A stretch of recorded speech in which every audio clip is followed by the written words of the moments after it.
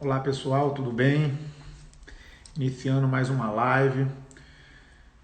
Vamos tratar hoje sobre a responsabilidade do Estado nesse momento de pandemia. O nosso convidado de hoje é o professor Carlos Loureiro. Vamos aguardar aí o pessoal vir chegando, o professor Carlos também chegar para que a gente possa dar início à live. Meu amigo Carlos, professor Carlos Loureiro, Olá, professor. tudo Boa bem, meu noite, tudo amigo? bem, senhor? Tudo Tudo ótimo. bom? Quanto tempo, né? Estávamos numa reunião Quanto? agora. É, a gente acabou de sair de uma reunião, depois eu fui tomar um cafezinho, aliás, está até aqui comigo, cafezinho ainda, É isso né, aí, para a gente não se atrasar, né? isso aí. O cafezinho está na mão ainda aqui, no decorrer da nossa conversa eu vou bebendo um pouquinho, né? É isso aí. Enfim, E aí, meu amigo, tá tudo bem? Como tudo é que bom? estão as Tudo coisas bem. aí? Enquanto o pessoal vai chegando, a gente A um gente vai pouquinho batendo aí aquela sobre como conversa, estão né? as coisas, né? Como é que estão as É, coisas aí na vida, trabalho, família? bom, tá tudo indo bem, graças a Deus, né? A gente tá fazendo, manejando tudo na medida do possível, indo pro mercado, tomando o devido cuidado, né? Saindo uma vez por semana, quase. Essa é geralmente o hábito, né? De uma semana só, uma vez na semana e acabou.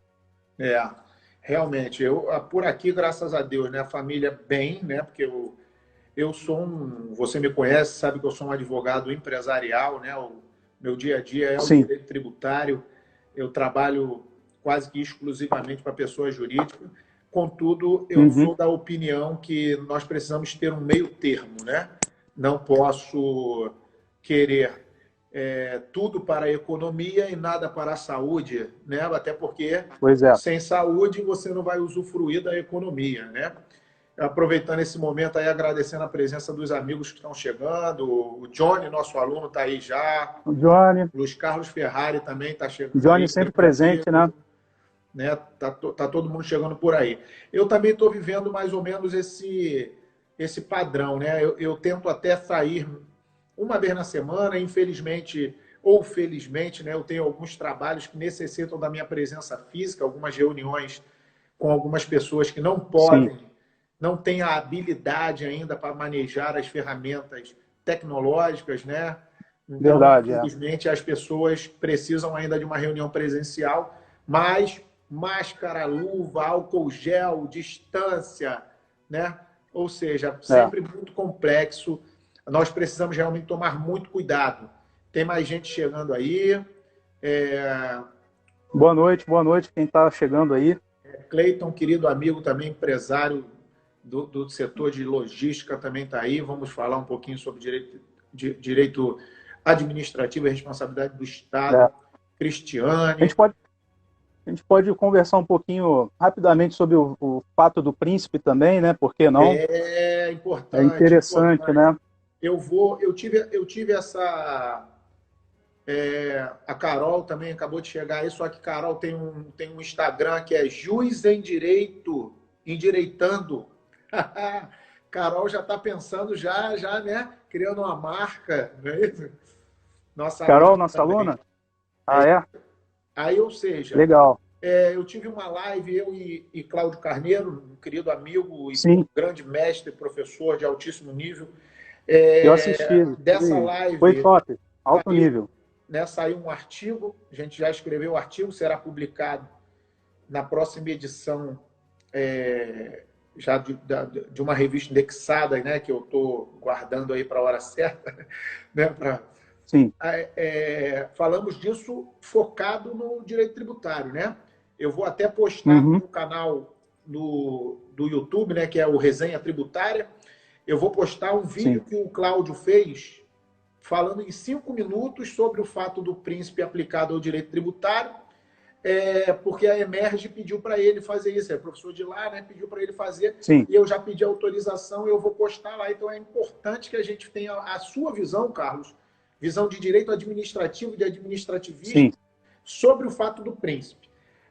Então, Tá. vamos começar a bater um papo já falando do tema, né? É. A nossa proposta hoje é falar sobre a responsabilidade do Estado em momentos de crise, especialmente porque nós estamos vivendo uma crise, né, pandêmica, né, a pandemia do Covid-19. Sim. Né? Sim, Eu, antes de te passar a palavra, meu querido amigo, eu tenho uma opinião muito clara. Eu não sim, sou daqueles que pensa alguém precisa pagar essa conta, né? Então o Estado ele sim, tem as responsabilidades dele, tem, e a gente vai discutir isso hoje. Mas sim. nós não estamos, primeiro, não temos nenhum viés político nessa conversa, e Isso tampouco, eu também queria deixar bem claro. e tampouco nós estamos querendo dizer que o Estado é obrigado a pagar por todas as mazelas da humanidade. Não é dessa. Exatamente, exatamente. Então, meu Eu amigo, também, faça uma introdução aí, por gentileza. Fale um pouco do que você acha sobre esse panorama sim. focado aí no nosso tema. Fica à vontade, meu amigo. Boa noite, pessoal. Pessoal que está chegando aí, está aguardando a nossa palavra. Agradeço primeiro ao professor Alexandre Ares pelo convite, né?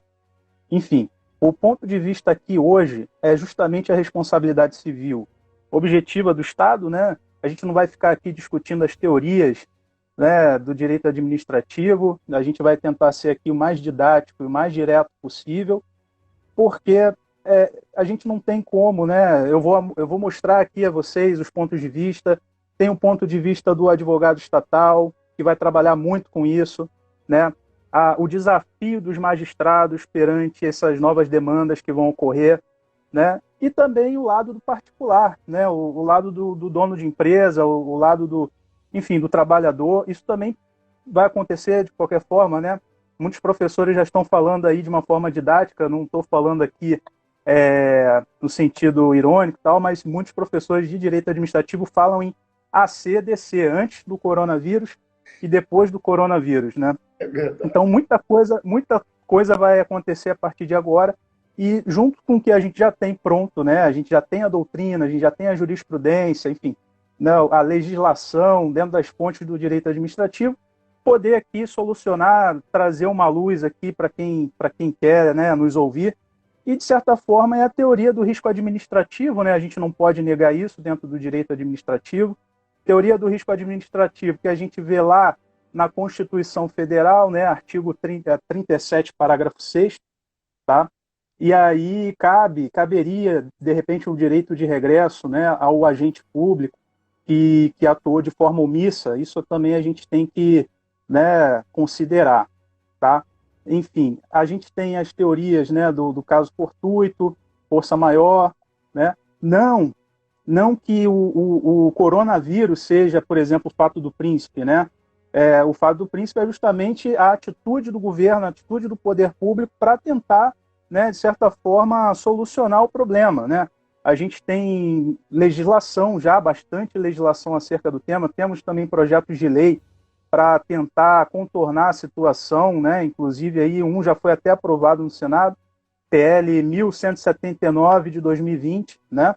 Que trata justamente sobre regime jurídico de transição para os tempos epidêmicos, tá? E tá caminhando, né? Já está caminhando bem aí.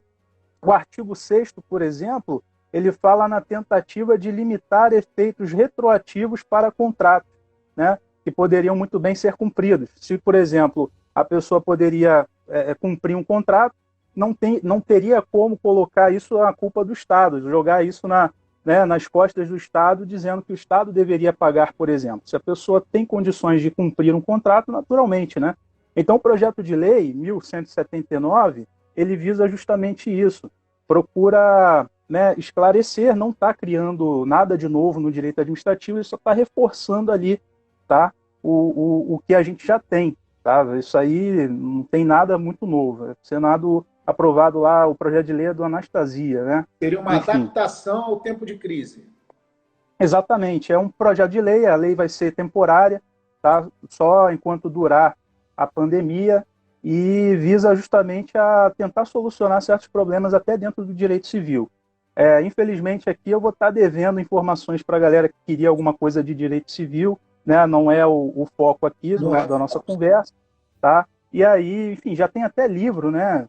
Já saiu até um livro a respeito dos contratos civis, né? Das demandas civis para o coronavírus. Já tem até um livro a respeito. Depois eu posso Eu vi um poder... vadimeco do Covid. Ou Isso, seja, tem também. já tem uma publicação que traz as normas editadas em tempo de Exatamente. crise, né? Ou seja, Exatamente. realmente o mundo não para de se mexer, né, professor Carlos? O, É, o que, exatamente. o que você visualiza de diferença entre uma responsabilidade do Estado em momentos normais, de temperatura e pressão, né? E a mesma responsabilidade do Estado quando nós estamos em meio a essa fragilidade criada por uma pandemia como essa. Existe alguma diferença de tratar o Estado? O que você acha sobre isso? Olha, professor Alexandre, a gente sabe que até o Estado, né, os governantes agora foram pegos de surpresa também. Então, não teria como, eles fizeram da melhor forma possível. Por isso que eu quero aqui distanciar, né, por exemplo, eventuais perguntas, quem está nos assistindo aí, perguntar quem está fazendo bem, quem está fazendo mal. A gestão é de uma forma, né, imparcial. Eu aqui, como professor de Direito Administrativo, tento ser o mais imparcial possível, né? Então, eles estão trabalhando, né, dentro das normas da OMS, né, norma internacional, enfim, para combater a epidemia e tudo mais, a pandemia, melhor dizendo. Então, assim, o que a gente tem hoje? Né? A gente tem a teoria do risco administrativo, a Constituição Federal fala, no artigo 37, parágrafo 6º, né, a respeito da responsabilidade civil objetiva do Estado. A gente tem o artigo 43 do Código Civil, que praticamente fala a mesma coisa, né? Enfim, o que muda aí nessa situação é que a gente vai ter o desafio dos magistrados, eles vão ter que ali, a área jurídica, né, o judiciário, ele vai ter que estar apoiando, né, negando, na verdade, né, apoiando não, mas negando o gasto excessivo, né, do Estado, ficando de olho na onerosidade, enfim, ficando de olho ali no erário. E esse é o grande debate, né? Enfim, as Aí pessoas entra, têm que inclusive, a entender lei de responsabilidade fiscal, né? Puxa um isso. pouco para o meu lado Puxa um aqui pouco para o tributário. nós já tivemos uma decisão do STF, por intermédio do ministro Dias Toffoli, que afastou a aplicação do artigo 14 da lei de responsabilidade fiscal para que os administradores possam usar valores além do previsto nas leis orçamentárias ordinárias, porque elas tratam de tempos ordinários, né? Tempos comuns. Sim. E nesse momento, realmente, nós precisamos estar muito, muito atentos, como você mesmo disse, professor, que na forma, né, às vezes, um desvio de finalidade, né? Um desvio do administrador. Mas isso não tem qualquer viés político, tem a ver com o erro, na gestão. Né? Ou seja, sim, isso é uma coisa que todos temos que ficar de olho e o Ministério Público está aí para isso mesmo, né? Exatamente. Para fazer esse acompanhamento. Mas eu tenho uma forma de pensar. No caso do fato do príncipe, por exemplo, vamos pular essa parte aí do caso fortuito força maior. Tem gente que diz uma coisa e outros dizem outra dentro da doutrina, né? Mas o que nós temos que saber é que a solução jurídica para ambos os casos é a mesma, é reparar, né? Então, ou seja, nesta situação específica, nós nem sabemos ainda se é algo gerado pelo homem ou pela natureza. Ainda existe um debate de teoria da conspiração, que é natural à humanidade, né? A humanidade trata isso, adora uma teoria da conspiração, né? E nós não sabemos sobre isso. Mas o caso o Estado agiu. Quando ele age, ele pode trazer benefícios para parte da sociedade e malefícios para outra parte, por exemplo, da atividade econômica.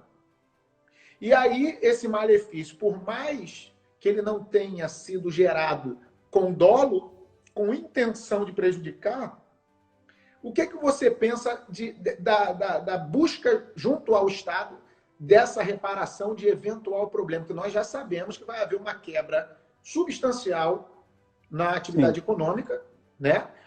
Pelo menos as atividades não serão iguais, nada. A gente estava conversando na reunião anterior sobre a atividade educacional, não será a mesma, assim como nenhuma outra atividade será a mesma. E nós estamos lendo muito sobre a possibilidade de uma enxurrada de demandas judiciais. E boa parte dela provavelmente vai ser contra o Estado, né? O que você pensa dessa tentativa de cobrar do Estado a solução ou a reparação de um eventual dano? O nexo de causalidade, como que juridicamente, assim, doutrinariamente, isso tem que funcionar, meu professor? Professor, a gente tem que observar, né, muito o caso concreto. Vai variar muito de acordo com cada caso específico, né, dentro do que o judiciário encarar, né, daqui para frente. Mas, assim, a gente tem o fato do príncipe, né, o Estado, os procuradores, os advogados públicos, eles vão entrar também com a teoria da reserva do possível, né, porque nem sempre o Estado ele vai, né, atuar de forma abrangente ali, né, tendo que o aspecto financeiro do Estado é limitado, então por isso que a teoria da reserva do possível vai chegar muito ali na defesa do Estado, com certeza vai ser principal, primordial ali, né, a gente tem que considerar isso, tá? E dependendo de cada caso, né, por exemplo, se a partir do momento em que o Estado vai lá e decreta, faz um decreto impondo isolamento, impondo quarentena, né, impondo realização compulsória de exames, né, tratamento, teste, tudo mais. Até a gente está aí prestes até um lockdown, né, um confinamento. Isso. Daqui a pouco. A gente está prestes a receber, né, um decreto desse, a qualquer momento, talvez. Enfim, como é que ficaria uma empresa, né, dentro dessa possibilidade? A gente tem que entender, Alexandre, eu converso muito com os alunos, pessoal que vem de civil, né, a lógica do direito privado é diferente da lógica do direito público. Com certeza. Então, por isso que a gente tem que caminhar bem devagar, né, lentamente ali, porque a lógica do direito público qual é? Primeiro, sustentáculo, supremacia do interesse público sobre o interesse privado. Não tem como pensar de outra forma. Tá? Interesse público. Qual seria o interesse público? É a coletividade, tá? Que o José de Santos Carvalho Filho fala, coletividade. Tá? Inclusive, ele é bem tradicional, ele afasta qualquer, né, pensamento, como é que eu vou dizer, um pensamento radical, inovador dentro do direito administrativo. Até porque a gente segue a legalidade, o direito administrativo ele tem que seguir a legalidade, princípio fundamental, constitucional também. Então, assim, a partir do momento em que o ouvinte sabe que o pilar que sustenta o direito administrativo, junto com a indisponibilidade do interesse público, também a supremacia do interesse público sobre o interesse privado, fica um pouquinho mais fácil de compreender a visão do Estado aí. Tá? Claro que o Estado tem a função, né, de atender, né, de oferecer, por exemplo, leitos, UTIs, médicos, né, para essa pandemia, mas a gente também sabe que o Estado ele não consegue, né, abarcar, ele não consegue obter isso tudo de uma forma ampla. Então, por isso, fazem a legislação para conter, né, a massa andando nas ruas, enfim, impondo quarentena. É esse o objetivo principal. Então, no meu ponto de vista, a gente tem que entender que é a supremacia do interesse público sobre o interesse privado.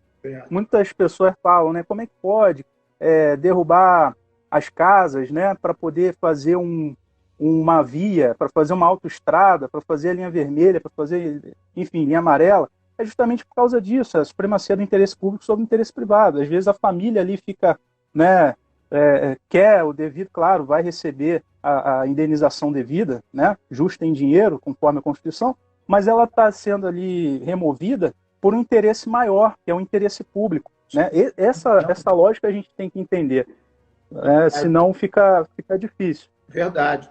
Eu vou agradecer logo a presença aqui do nosso querido amigo e colega de cátedra, professor Juarez. Professor está aí também. Juarez. E já aproveito aqui para fazer o convite aqui para que o Juarez venha conversar com a gente aqui na live, um tema específico, né?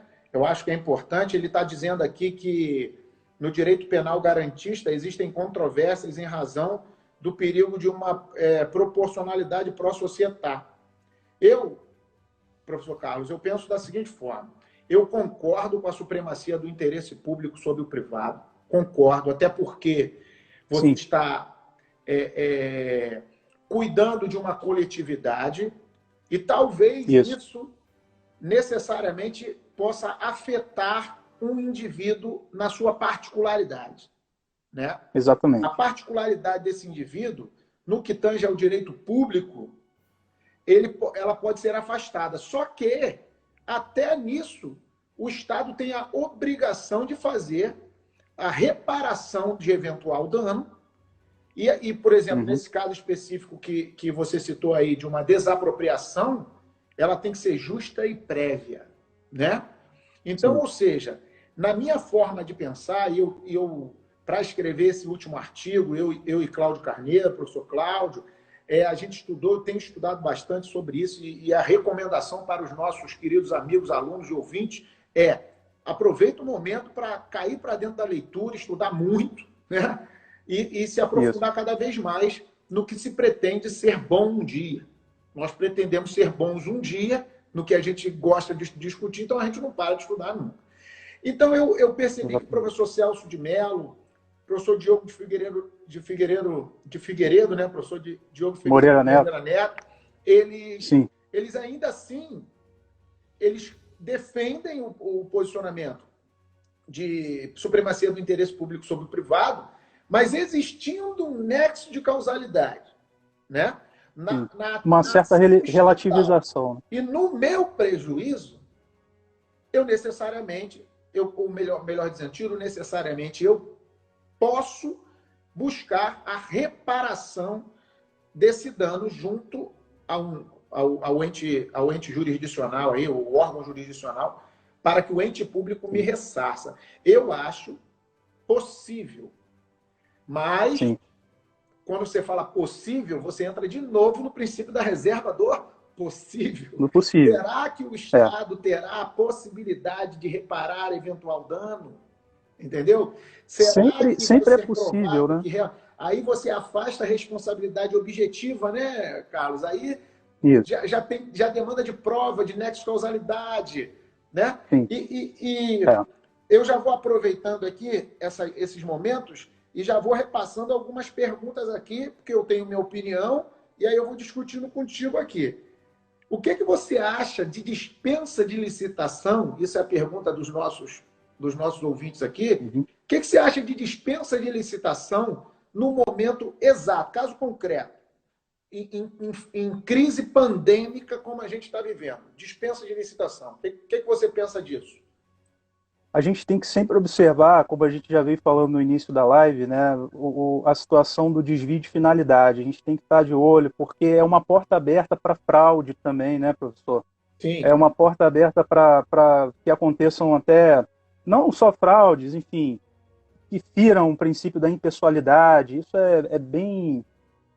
é bem discutível, assim, né? é Enfim, problemático, desde né? que é problemático, é complexo, então, desde que a gente observe isso, tá? É uma linha tênue para que o administrador não possa extrapolar, né? Se desviar da sua finalidade, que é o interesse público, tá? Então, desde que ele consiga observar isso, o administrador, né? Observando o interesse público, tá? Andando nessa linha, tá? Para que não haja fraude, para que não haja impessoalidade. Olha, na minha opinião, é possível, né?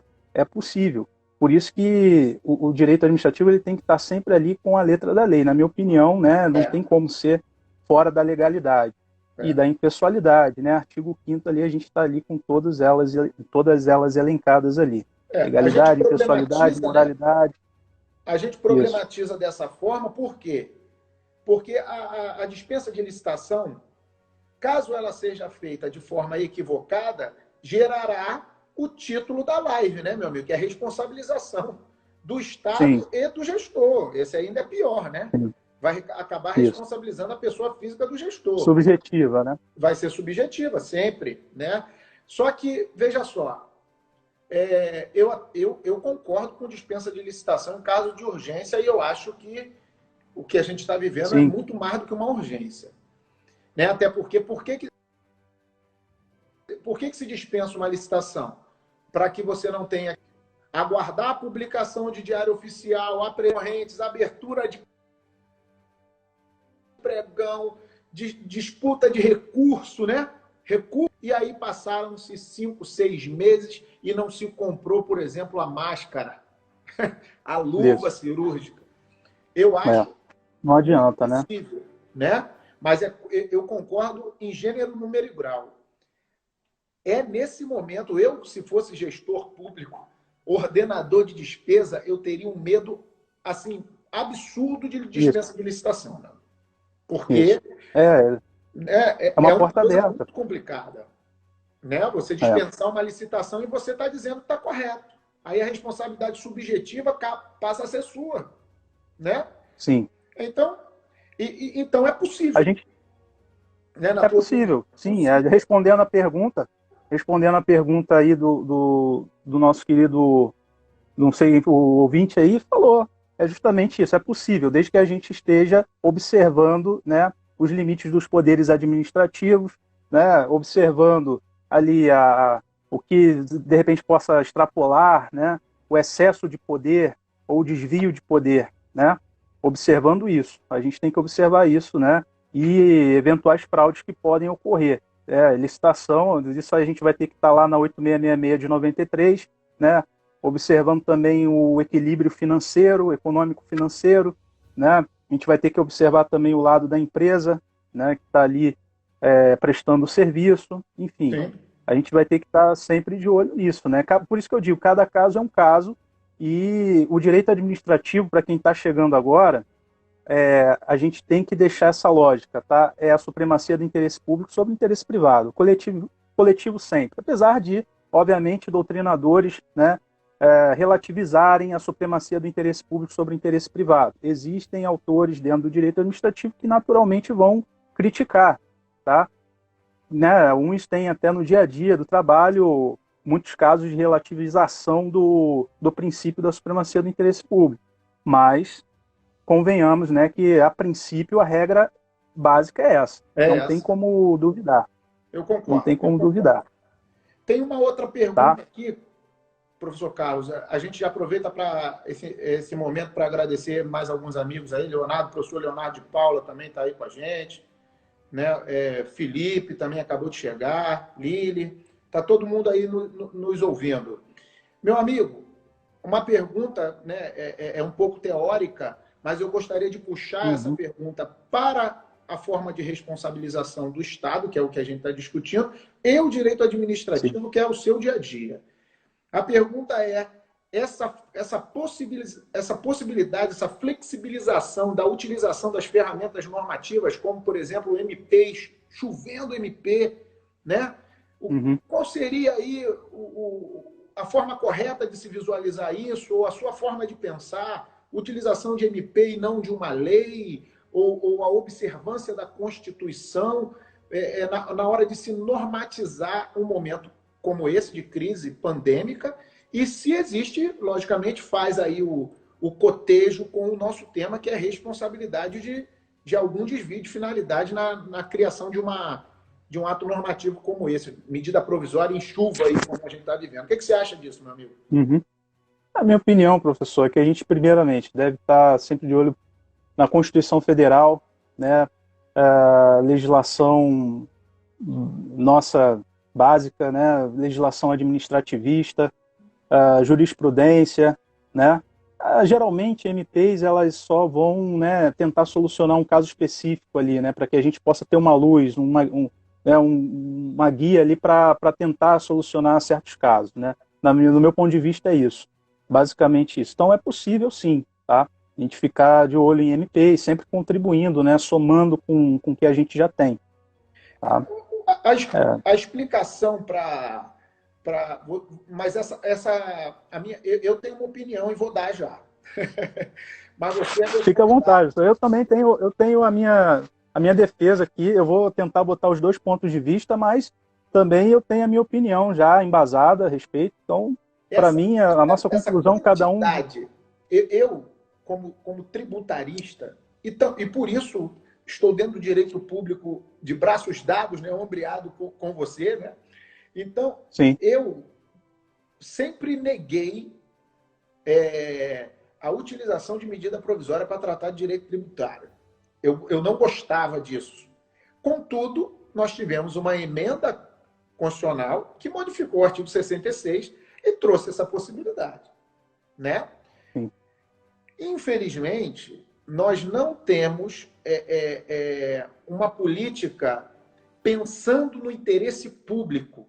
Eu não me torno, Alexandre Aires, não me torno um deputado federal, um senador da República pensando no interesse público. Então, eu não vou dar celeridade. O que nós temos hoje é a falta de celeridade, porque se pensa não no todo, mas nas partes. Eu não estou falando, não estou julgando mérito, não estou dizendo que existe erro nisso. Mas eu prefiro pensar no todo do que em partes. E como nós vivemos em sistema de representação política, são partes da sociedade que elegem as pessoas. Isso está previsto na Constituição, não tem jeito. Então, a demora que levaria o processo legislativo ordinário para aprovar uma lei que viesse a suprir uma necessidade num momento de urgência como esse, acaba dando ao chefe do executivo, né, a ferramenta de utilização de medida provisória a todo tempo no direito. A gente tem visto no direito tributário, no direito do trabalho, no direito administrativo. Daqui a pouco vão até falar de direito penal aí, né, por meio de medida provisória. Mas, ou seja, eu não gosto da utilização de medida provisória para tudo. Mas, infelizmente, em alguns casos é muito justificável, como é o caso dessa nossa querida, nessa nossa não querida pandemia, né? essa não bendita. Esse momento. Esse momento. Mas, enfim, professor, é justamente isso, né? De vez em quando, como, por exemplo, eu não queria nem entrar nesse mérito, mas tentando fazer aqui uma analogia, né? Levando para o direito do trabalho, a gente tem lá o artigo 486, que fala justamente de indenização estatal, da possibilidade de indenização estatal. O presidente da República já falou que essa 486 não pode se aplicar, né, devido à circunstância de fato, né, enfim, força maior, caso fortuito, força maior, e a 486 não seria aplicada nesse caso. Para quem olha, né, a lei em si, né, o artigo, está perfeitamente aplicável. Mas agora, a partir desse momento, depois da pandemia, esse artigo foi totalmente aberto à discussão. Né? Enfim, é um exemplo. Tá? Então, assim, a legislação ela muda conforme certas situações. A gente tem aquilo ali, no momento, né, a pandemia veio e trouxe uma nova perspectiva, tanto é que a gente tem projetos de lei a respeito disso. A 1179, tem um outro projeto de lei aqui também. Eu cheguei a anotar, 2033, projeto de lei 2033-2020, né? Enfim, também trata acerca de um regime jurídico transitório nesse tempo de pandemia. É bem interessante também. Bom, enfim, a gente tem o fato da segurança pública, né? Não adianta, por exemplo, o Estado fazer um lockdown, né? um confinamento, esquecendo do artigo 144 da Constituição Federal, né? Parágrafos 6º e 7º, que trata justamente da segurança pública. Né? Como é que fica, por exemplo, um dono de um estabelecimento comercial que fecha o seu comércio e vem depois um grupo e saqueia a loja dele, né? O Estado aí, nesse caso, ele deveria observar também a segurança pública, né? Por outro lado, isso é perfeitamente cabível, na minha opinião, né, do dono do comércio pedir a indenização do Estado. Esse é o meu ponto de vista. Né? Por outro lado, a gente sabe também que o procurador do Estado, o procurador do município, ele vai justamente se basear na teoria enfim, a condicionante ali da reserva do possível. Diametralmente oposta a tese, né? A gente vai entender isso, né? Por um lado, o dono do estabelecimento comercial tem a sua razão, porque teve o seu estabelecimento saqueado, né? Num confinamento, ok? E, por outro lado, o Estado ele vai ter argumento muito bom também, diga-se de passagem, pela reserva do possível, tá? Só deixando claro aqui, a reserva do possível é a teoria de que o Estado ele tem a possibilidade, né, um pouco limitada dentro das suas finanças. Ele não pode ser, né, onisciente ali, né? Ele não pode estar o tempo todo em certas causas. Tá? O Estado ele não está ali o tempo todo observando o que pode acontecer eventuais casos. Então, por isso que é dentro da reserva do possível. Tá? Essa é o argumento principal ali que a gente tem que debater, principalmente o advogado, né, do particular. O advogado do particular ele tem que estar atento a isso, tá? Seguindo a linha de lógica de raciocínio do direito público. Tendo isso em mente, o advogado do particular, é muito possível que ele consiga, né, ter sucesso, ter êxito, de repente, né, ou pelo menos ter uma petição bem complicada, bem difícil aos olhos do defensor público, enfim, do defensor do Estado, melhor dizendo. Né? É o advogado público, né? Isso. Eu tenho uma visão, e eu acompanho alguns doutrinadores que falam que hoje, nos dias de hoje, nós não temos, por exemplo, a Constituição de 88. Nós temos a Constituição que, por acaso, nasceu em 88, mas ela é a Constituição de 2020, porque ela está adequada aos dias atuais. Isso. Posteriormente, nós vamos ter uma visão ainda mais drástica disso, uma mudança que provavelmente não vai ser essa mudança como a história, né? Dizem que a história não dá saltos, né? Ou seja, a natureza não dá saltos. Mas com um problema como esse que a gente está vivendo, nós vamos ter sim uma enxurrada de demandas judiciais, nós vamos ter uma enxurrada de novas normas, né? Para poder se adequar, a norma se adequar à nova postura social, né? Adequação social, vamos dizer assim.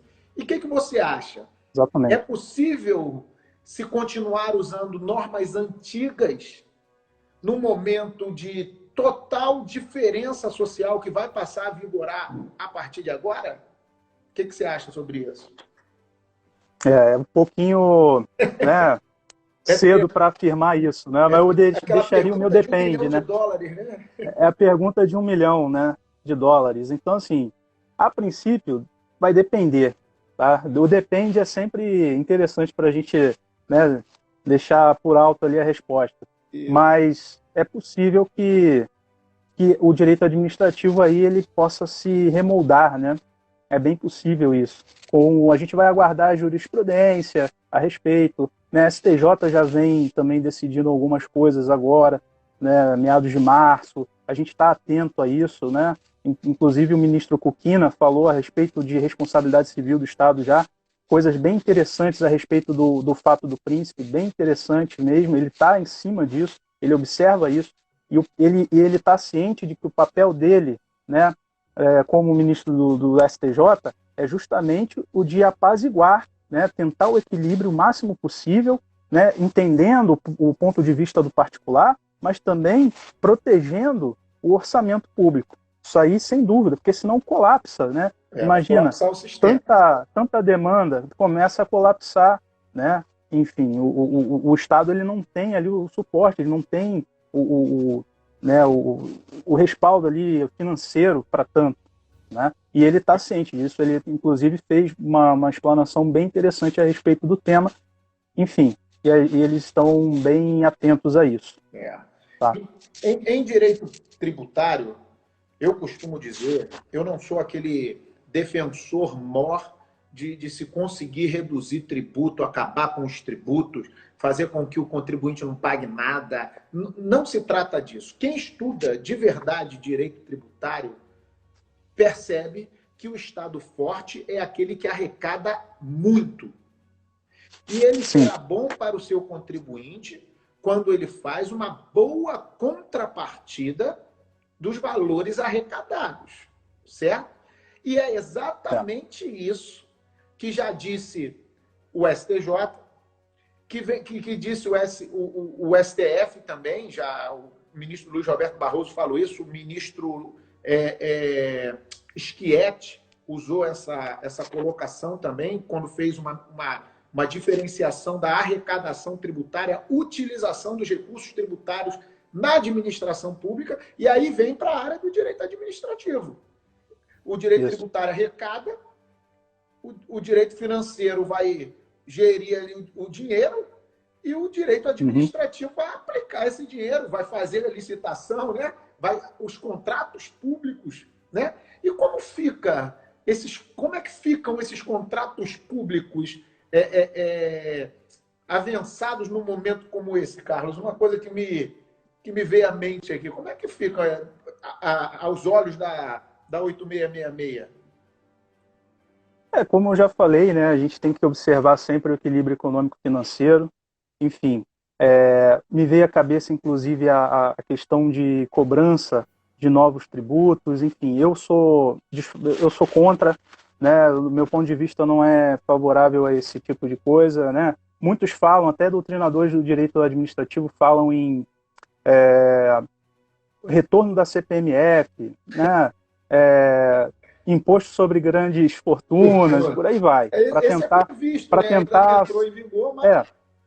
para tentar arrecadar o máximo, né, nesse momento, né? Enfim, é um momento que está difícil já para todo mundo, né? Se o Estado agora tentar se reerguer por cima disso, na minha opinião, eu acho que não deveria, né? Mas quanto aos contratos administrativos, né, muitos estão suspensos e tudo mais, dependendo também da atividade, né? Certas atividades, como obras públicas, enfim, fica meio, né, no momento de pandemia, na minha opinião, fica um pouco fora do foco, né? Certo. A gente tem que focar aqui em certas... Mas termina aí, né? que eu vou te devolver aqui uma pergunta. Enfim, é justamente isso. Então, dentro do equilíbrio econômico-financeiro do Estado, é óbvio que a gente tem certas prioridades. O Estado tem prioridade. Tem. Então, assim, uma obra pública que estava ali no meio, numa situação, agora, no momento da pandemia, infelizmente, não é a hora. Não é né? a hora. Esse é o meu ponto de vista. Olha tá? Então, é perfeitamente possível. Olha a situação que me veio à mente com a sua colocação, Carlos. Nós temos, sim, vários contratos públicos suspensos, porque eles, inclusive, eles não estão podendo ser executados. Se você não pode aglomerar pessoas, como é que você vai fazer uma obra? Não é verdade? Então, vamos lá. O contrato está suspenso, a remuneração pelo contrato também está suspensa, até porque eles pagam por medição, né? Vai se trabalhando e vai se recebendo. Contudo, a empresa privada que está vinculada a esse contrato, ela tem contratada no seu quadro inúmeros funcionários.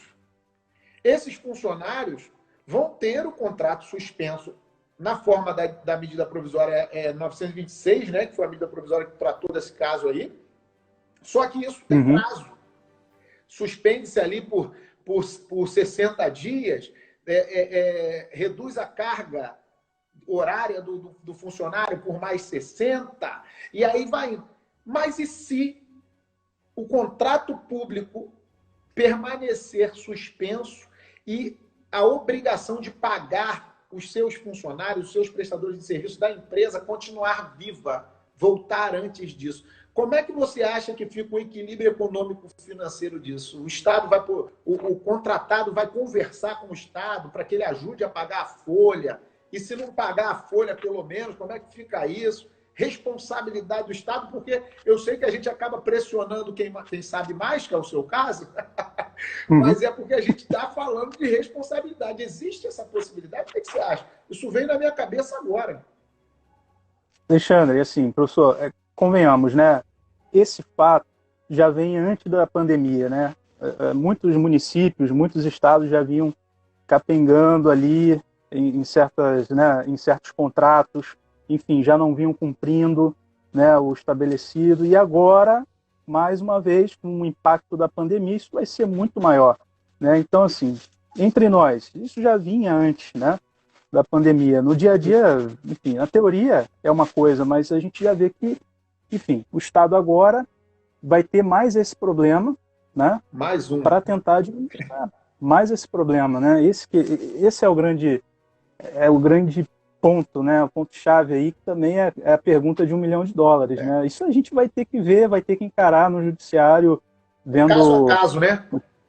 Caso a caso, a gente vai ter que observar isso muito, né, na lupa ali, né? Enfim. A gente tem que observar certas omissões, né? Também, né? Exatamente. Então, assim, a gente tem que observar a omissão, enfim, o que pode acontecer ali, né? De que se trata ali, dentro da luz da omissão genérica, né? Enfim, a gente vai ter que observar isso caso a caso. Realmente é complexo, né, professor? É muito, É complexo isso aí. muito complexo. Essa parte de contrato administrativo, né? Inclusive, eu estava vendo a live dos procuradores do município, né? Professor Rafael Oliveira, eu uso muito ele enfim, nas pesquisas, Muito enfim, a bom. professora Vanice do Vale, justamente discutindo a respeito do que viria, né, daqui para frente a partir da pandemia em termos de contratos administrativos. Realmente é um debate muito intenso que a gente vai ainda, né, observar, certamente. Até porque, professor Carlos, imagina só, realmente a empresa lá está sem dinheiro, ela precisa receber do Estado para poder pagar seus funcionários. Aí você fala isso para o Poder Judiciário, você dá os fatos e pede que ele te entregue o direito. Quando o Estado é chamado, ele diz, olha só, eu não estou pagando aquele contrato porque eu estou comprando medicamento. Como é que faz? Muito... O debate é tenso. É complicado. São as prioridades, né, do Estado. São as prioridades do Estado. Infelizmente, é isso que está acontecendo. Contrato suspenso, logo demissões, né? Enfim. E aí já parte para o direito do trabalho. É um efeito, né, um efeito dominó. Então a gente já está vendo que isso tudo vai chegando a partir do contrato, vai, e desencadeia, né, dá um colapso, né, geral ali dentro do ordenamento jurídico, dentro de cada área do direito. Enfim, é isso que a gente está vendo. Eu já observei aqui demissões, né, de empresas que estavam contratadas pelo poder público. A gente já está observando isso. Enfim, já estava difícil antes da pandemia, agora, a partir de agora, muito mais, né? Enfim, a gente vai ter que observar certos acordos, né? Enfim, as decisões judiciais também demoram muito, né? A defesa do Estado é um pouquinho mais lenta, enfim, tudo vai, né? Isso aí é uma crítica, né? Mas, enfim, se alguém observa, né, de outra forma, é uma crítica, né? De certa forma vai demorar mesmo. Justamente é isso. A ideia é que a gente vá lá amanhã, de repente, né? Ajuize a petição e ali depois só... Né, eu penso que é segmentado, né? Isso aí é sempre segmentado, caso a caso. Eu tenho uma tese jurídica que eu já desenvolvi para um segmento da atividade empresarial, que eu advogo, que eu acho que o Estado tem responsabilidade. Eu não vou comentar aqui, até porque eu sou advogado do setor. Então, não é uma coisa, né? Mas nesse caso, eu acho que o Estado tem responsabilidade, mas não é uma responsabilidade de restituir.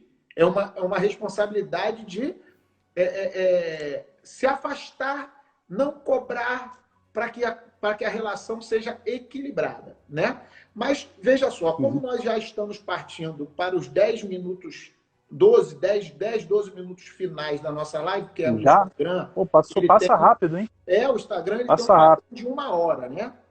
O Instagram funciona com 1 hora, quando a gente chega a 1 hora ele derruba a live. Por isso que eu tento terminar. Considerações finais, né? Exato. Então, a gente vai partindo para as considerações finais. Exato. Eu vou reabilitar, que eu tirei aqui os comentários, porque estava na frente do seu rosto, né?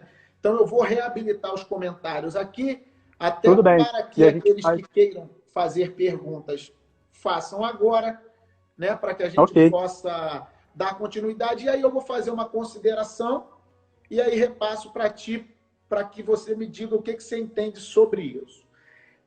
Pensando em crise, nós sempre visualizamos um universo de chegada até a crise, né? A própria crise e a retomada, que é o pós-crise, né? Eu acho, como a gente conversou numa reunião anterior, que nós estamos chegando na crise. Isso. Eu também considero isso, também estou super de acordo com você. Estamos chegando só o início na ainda, crise, né? Vamos viver a crise. Vamos começar a sentir os efeitos de uma, entre aspas, guerra, né? E hoje nós temos que viver o pós-guerra ou pós-crise. Na sua forma de entender, lógico, com uma visão jurídica, a retomada da atividade empresarial, da atividade econômica do Estado, do direito público, na forma de ver do administrativista.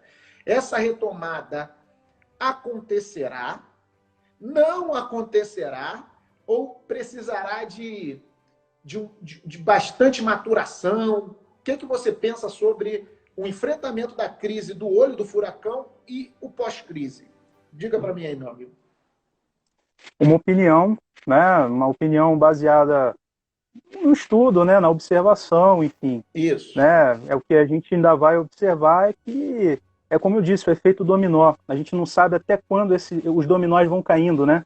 Já começaram a cair. Então, uma hora vai ter que parar ou vai todo mundo. Então, na minha opinião, eu não sei até que ponto isso, mas vai demorar bastante, né, para a gente tentar retomar, enfim. De repente, aí, no próprio ponto de vista do direito tributário, como é que ficaria, né, as próximas demandas de empresários, enfim, como é que vai ser, é possível estabelecer, né, contribuição posterior para poder justamente arrecadar, enfim, é bem complicado. Muita gente aí, né, não pode pagar agora, né? Começam a inadimplência, né? As inadimplências aí. Então, justamente, a minha perspectiva, né? É chato dizer isso na live, mas não são as melhores. Minha perspectiva a respeito do tempo. Por outro lado, o pessoal que está acompanhando aí do jurídico, muitos advogados estão aí nos assistindo.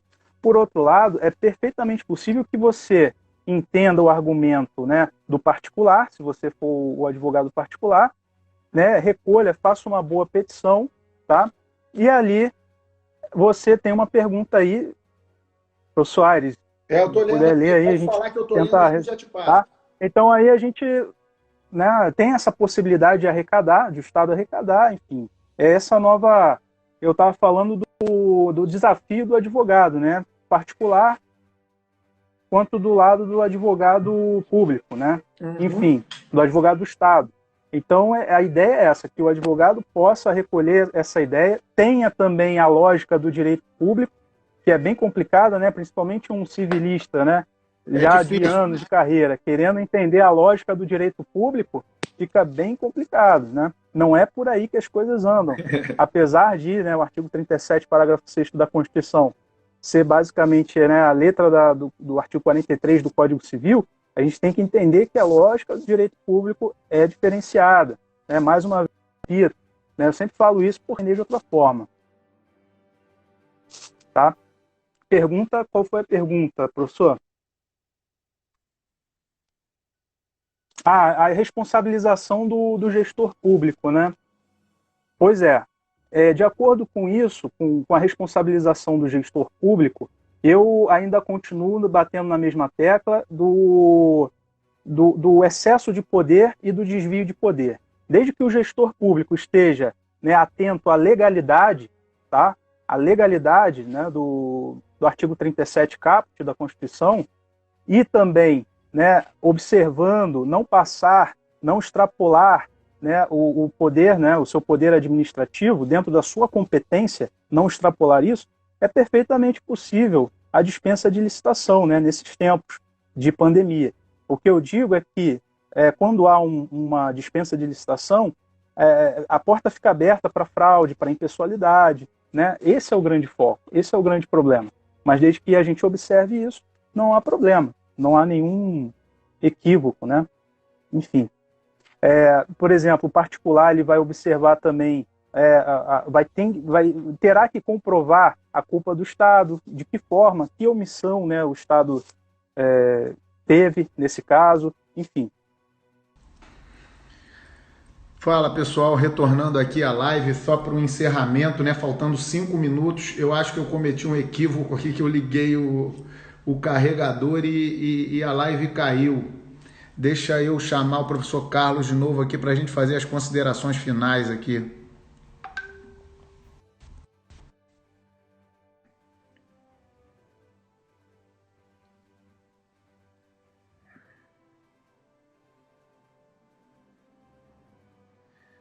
Carlos, Opa. meu amigo, eu liguei o carregador e sumiu tudo aqui, eu não entendi o que aconteceu. Mas a hora passa rápido também, né, professor? A hora passa rápido. Passa tudo muito rápido. Passa rápido, bate-papo agradável. Exato. Aproveitar aí que a gente está nas considerações finais, agradecer a presença de todos, né? Voltamos aqui, doutor Hilário Franklin, que é presidente da OAB também, né? Da subseção da OAB, um grande amigo está aí nos assistindo, os nossos alunos, todos eles, e aí o Hermânio aí, que é nosso ex-aluno, mas já advogado, todo mundo aí nos vendo. Então, meu amigo, a gente está aqui nos 5 minutos finais. É isso. Né? A gente está fazendo Agradeço. as considerações finais. E o que você estava explicando toda essa situação de retomada, apesar de ser chato dizer que a retomada não será fácil, né? Não. Mas o grande desafio também, né, foi falar em 1 hora a perspectiva da responsabilidade civil do Estado, né? Porque a gente tem várias perspectivas econômicas, tem a perspectiva do gestor público, tá? Tem a perspectiva do advogado, do Estado, de quem trabalha no setor público, enfim. A gente tem um curso aí para ministrar, né, professor? Quem sabe aí? Exatamente. Né? A gente vai ter que isso criar. São as reinvenções que nós vamos ter que fazer. Exatamente. Né? Doutor Hilário está dizendo aqui, porque eu esqueci de falar, que é presidente da OAB Nova Iguaçu e Mesquita, meu querido irmão. Isso aí. Tá me devendo uma live. Ainda... Meu grande amigo. Né? Esse aí é top de linha mesmo. Brigador pelos direitos dos advogados. Brigador. Graças a Deus temos pessoas como ele aí defendendo a nossa carreira aí. Meu irmão, teve uma pessoa que fez uma pergunta aqui sobre a responsabilização. Isso, eu já estava respondendo. No caso de licitação, né? Eu vi que você estava no caminho. Você chegou a encerrar a consideração. A consideração final é justamente essa: observar sempre a supremacia do interesse público sobre o interesse privado, observar o papel do administrador ali, não dentro da sua competência restritiva legal, né? O gestor público ele tem uma competência delineada na lei. Ele não pode passar daquilo ali, não pode extrapolar, tá? Extrapolar a competência. Vai ser complicado. Olha lá, o Johnny falando também. Eu também acredito nisso, Johnny. Vai ser, obviamente, difícil, né? A gente vai ter, pelo menos, aí... Não sei, vai depender muito. 4, 5 anos aí para tentar... O pessoal falou Entendeu? o pessoal primeiro falou de 90 dias, 6 meses, 1 ano, 2 anos, já estão falando em 5 anos. Eu falo em anos, em anos. A gente mora, Brasil, assim, de certa forma tem certas limitações, enfim. Vamos ter que andar de mãos juntas, exatamente assim, nesse problema. Não tem jeito. A minha consideração final, meu camarada, é no sentido de estamos vivendo um momento difícil, mas vamos superar. Precisamos Com certeza. nos manter firmes e vivos. Né? Com certeza. Cabeça boa, com o estudo, com a leitura, que a gente mantém a cabeça boa. Isso. Né?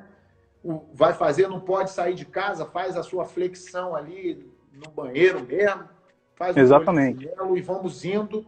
Né? Eu acho que nós vamos nos reerguer. Penso que a parte do Estado, a parte do direito público vinculado a isso, nós temos a possibilidade de vermos pequenos municípios quebrados, porque eles dependem do dinheiro federal, e o dinheiro federal também tem limite. A vida... É isso aí, Lário. A vida... Vai, o dinheiro fica. Vai, o dinheiro fica, exatamente. É isso aí. Então, eu penso numa perspectiva do copo meio cheio. Né? Isso. E não meio otimista, vazio. Né? Exato. Temos que ser otimistas. O Estado vai se recuperar, nós vamos nos recuperar juntos com o Estado e penso que vai haver uma demanda reprimida, né? Uma demanda reprimida que nós vamos abraçar essa demanda e vamos conseguir devolver isso para a sociedade. Porque exatamente. O Estado, bem remunerado por tributo, ele presta serviços de qualidade, serviços sociais de qualidade. Nós remuneraremos bem o Estado se nós formos bem remunerados. vou pagar tributo, porque eu estou sendo bem remunerado.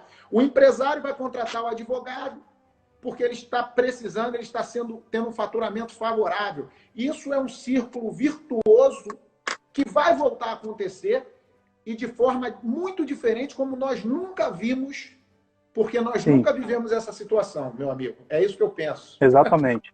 O Brasil está encarando isso, né? É uma novidade para a sociedade brasileira.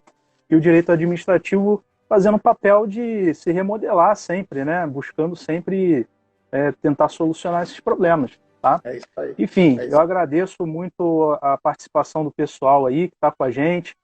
Tá? Eu agradeço a oportunidade do professor Alexandre Aires aí pelo debate. Debate muito bom, enriquecedor e passa voando, né? A hora aí, né? Na nossa conversa. Nós já temos que estar em outra reunião nesse horário. Exatamente, já tem a outra reunião lá.